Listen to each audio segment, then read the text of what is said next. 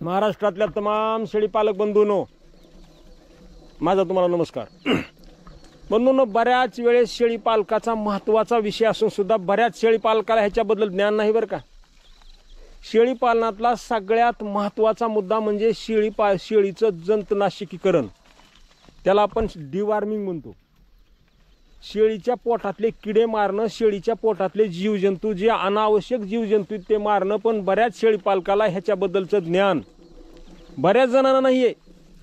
बऱ्याच जणांना औषध माहीत नाही, औषध आणलं तर ते किती द्यायचं हे माहीत नाही आहे, पुन्हा आणलं तर ते कधी द्यायचं हे सुद्धा माहीत नाही।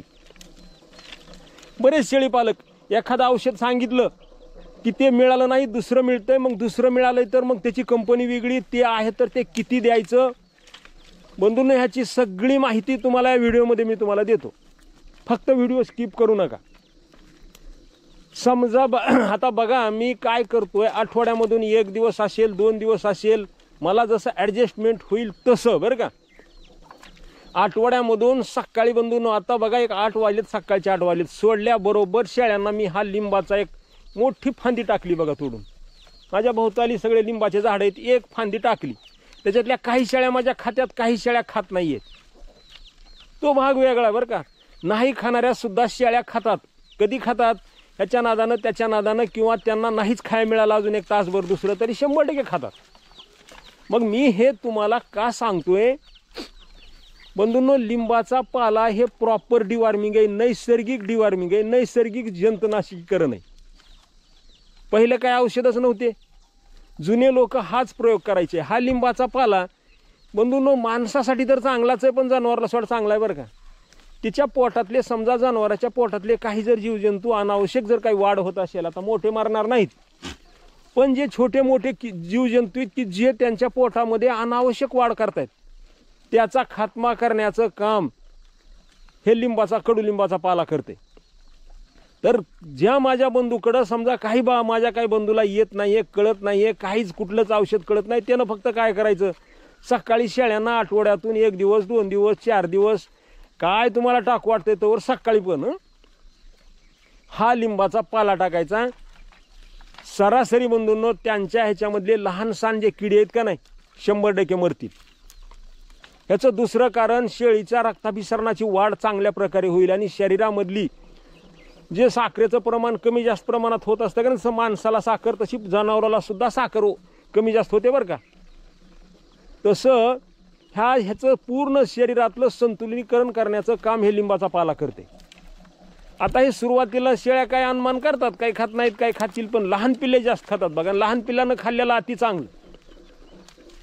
समजा हे झालं एक लिंबाचा पाला। आता समजा काही माझ्या बंधूला लिंबाच्या पाल्या व्यतिरिक्त जर जंतनाशकीकरणाबद्दल माहिती पाहिजे असेल तर बंधूंनो, काळजीपूर्वक ऐका। जंतनाशकाचे प्रकार किती, जंतनाशक कधी द्यायचं, कधी कुणाला द्यायचं, कुठं द्यायचं, किती द्यायचं, हे पण मी तुम्हाला सांगतो। समजा बंधूंनो, शेळी पालनामध्ये कुठलंही जंतनाशक जर कुणाला देऊन त्याचा मेळ लागत नाही बरं का, कारण जंतनाशक म्हणजे हे एक विष आहे।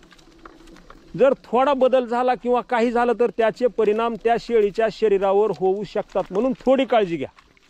तर कुठली काळजी घ्या बंधूंनो, लहान पिलाला शेळी जर समजा पिल्लू जर 20 दिवसाच्या पुढं मोठं झालं, 20 दिवसाच्या पुढं, महिना किंवा 20 दिवसाच्या पुढं, सरासरी 1 महिन्याच्या आत किंवा 20 दिवसाच्या आत पिलाला जंतनाशक देऊ नका। पण समजा तुम्हाला काही लक्षणं दिसत आहेत, पिल्लू खराबच दिसतंय, त्याला संडासच लागली आणि डॉक्टरांनी जर रिकमेंड केलंय किंवा एखाद्या आपल्या बंधूनं सांगितलंय, तर लहान पिल्लू असेल त्याला झायक्लोज किंवा एबीडी द्या। हे 2 जंतनाशक आहेत। अल्बोमार सुद्धा चालतंय, पण झायक्लोज नसता एबीडी। मग किती द्यायचं हे पण सांगतो की 3 किलोला 1 फक्त मिली।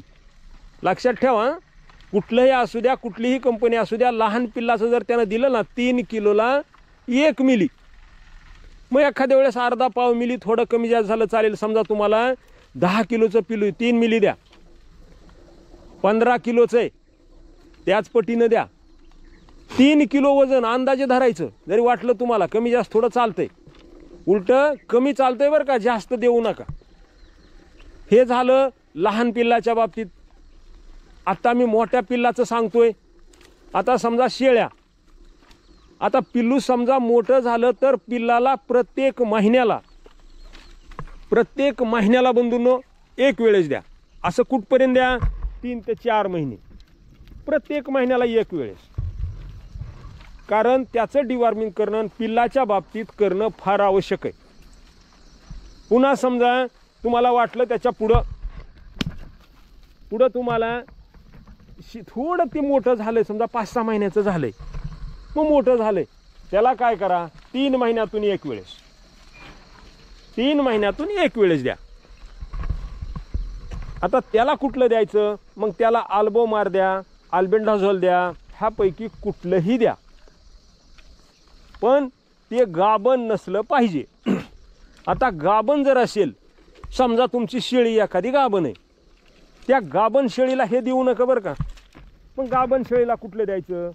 गाभण शेळीला बंधूंनो निलजान असणारं किंवा फेनामेंडाझोल ज्याच्यामध्ये हे कंटेंट्स आहे ते पण त्या असणाऱ्या दुकानदाराला, त्या डॉक्टरना विचारून द्या.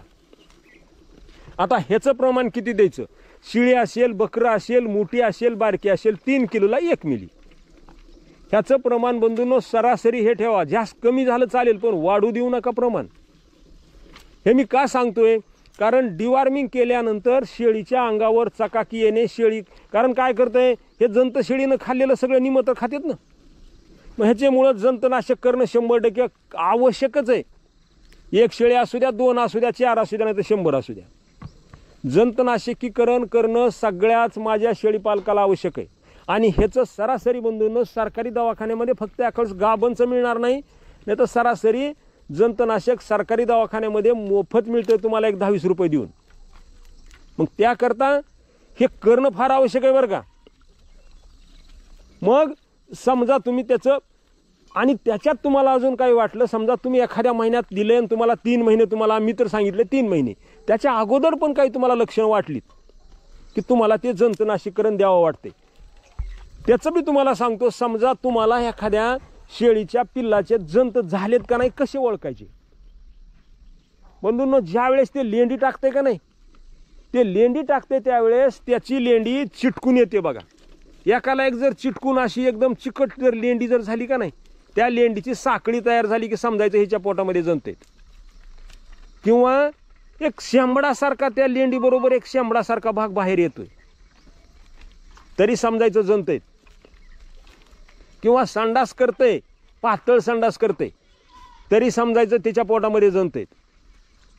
किंवा त्याची चकाकी उडाली, सारखं क्रस आहे, त्याचे केस निघून जातात, तरी समजायचं त्याच्या पोटात जंत आहेत. डोळ्याला घाण येते, आणि शेळीला किती खाऊ घातलं तर तिच्या म्हणजे थोडक्यामध्ये तिच्या काय होतं म्हणायचं, अंगाला लागत नाही म्हणायचं बघा, सुधरत नाही, शेळी सुधरत नाही. असं तुम्हाला ज्यावेळेस वाटतंय 100% समजायचं तिच्या पोटात जंत आहेत.